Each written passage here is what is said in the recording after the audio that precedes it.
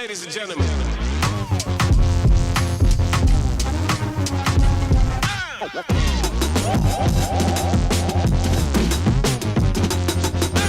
Hey, good day. Welcome back to Mike's Diabetes World.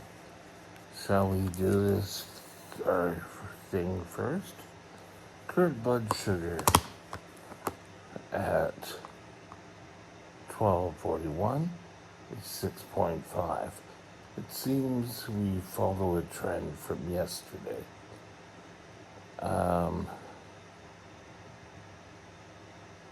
Got a bolus, a correction, at 7 a.m. Took my breakfast a little bit later than normal, and now had lunch and a carb count and a correction. And I'm still sitting at 6.5.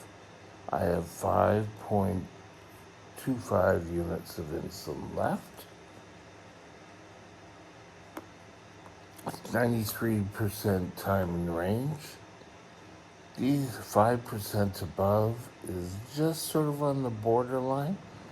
I think I'd like it a little bit lower. This needs to come down as well, and you've got to work on it. And the last is 6.4.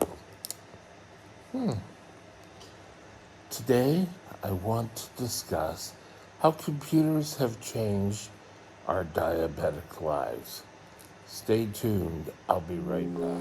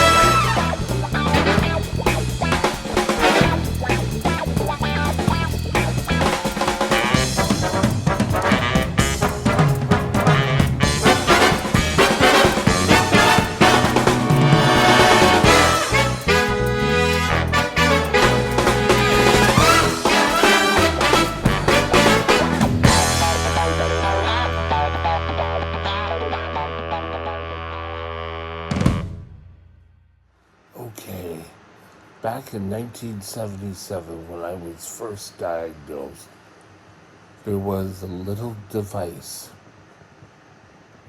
that you could load your syringe in, and it would go poof, and it would inject it for you. Now, I had problems with my insulin. It just didn't work well. It just didn't do anything. Not do anything, but my shot, I had real problems. Now it's boom, boom, thank you if I have to give a shot. But I just couldn't get past, putting it in. Once it was in, it was no problem. But it was breaking that skin was a real problem.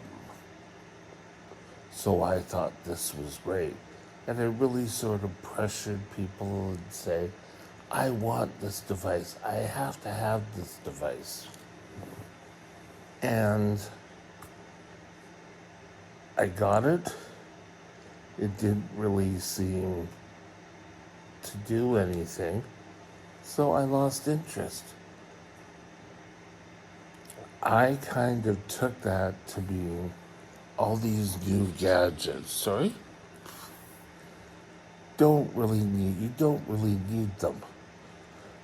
I got my first pump when I was in the hospital, and they brought down two girls, roughly my age, which were going to go on to the pump. I got put onto the pump with them. I kind of pressured my way into getting it. And it lasted and it stopped. My whole life was pretty much the same as it's been. I constantly owe something new, something I really needed. So when in 2005, I came up or was seeing an endocrinologist, so I helped if I do it the right way. And she suggested the pump, which was Medtronic, I think at 505. It was really basic. It had no community and I didn't really use it. I used it for a bit and then kind of lost interest. Went back to needles for a bit, but still had the machine until I was called up on it. Well, didn't you have an insulin pump? Well, yeah, I haven't really been using it. Get it? Get your supplies done. So I did that. Got my first Medtronic pump, and then I used that thing till the cows came home. I started diabetic training with my current nurse. Went in there, and she said, oh, the secretary said, oh, how do I hook this up to get the readings? And it was diabetic nurse said, well, you really don't. It's sort of designed that way. It's an older pump. So I had worked and I spoke with my father. I was able to get a Medtronic MiniMed Vio. And it could work with the sensors and you could follow your blood sugars. And it was great. That's when I started using technology. When the phones came in, no one thought the phones were going to be doing as well as they did. Now the computer information, so you get it imprinted, is on your screens. Everything just gets easier. The most easiest thing about having computers and diabetes care is that you don't have to keep all those particular records. When I left hospital, oh yes, these are just basic. But when you have a low blood sugar, you're to draw an arrow from the time of the blood sugar up, and it would be better if you color coded it so that we could see the correlation. I spent more time doing that than doing my homework for school. It was a little ridiculous. But we keep going and things worked out fine. That was the biggest thing. I was not keen on record keeping. Now, I can go, plug in. Actually, I don't even have to plug in anymore. The pump automatically sends this to the cloud. The cloud will take that information, put it in my CareLink account. My diabetic nurse, my doctor, my care partner, someone who watches my blood sugar, so my power of attorney can, whatever they need to, can take a look at my blood sugars, see where I'm at. That's how it works.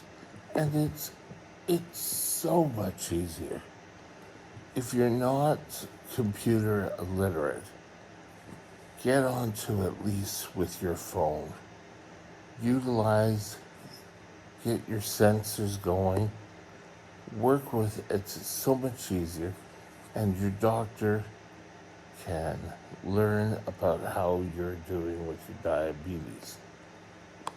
Now, this really wasn't a computer thing, but it was hemoglobin A1C. When that test came out, people thought, oh, it's a report card. And that's how it was really sold. Yes, if you don't behave yourself for X amount of days before you see the doctor, it'll report on you. But that was total wrong way. That was the beginning of getting things to help you. Now you can do a hemoglobin A1C test. The information from your sensor. You can get an estimated hemoglobin A1C.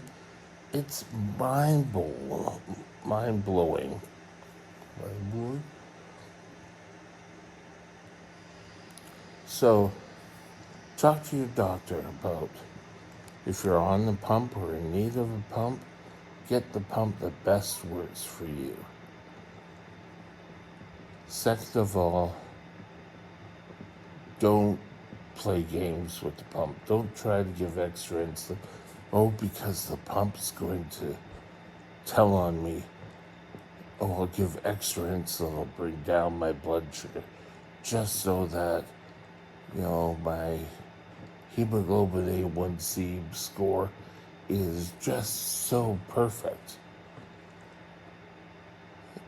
That's great. But do it. Talk with your doctor about how to do correction. Just don't take the information and say, oh, yes, this is what I'll do that. Because a lot of times your doctor, if they modify your treatment, is going to want to see how that changes affected your blood sugar and if they did affect blood sugar. So don't just play around. There's always ways around things. With this certain model of glucometer, actually, I don't think you can get this model of glucometer anymore. But there was people used to do their blood sugar, and there was a delete button. And if their blood sugar was out of sequence, they just pressed delete, and they thought all this blood sugar problems disappeared because their doctor wouldn't need to know.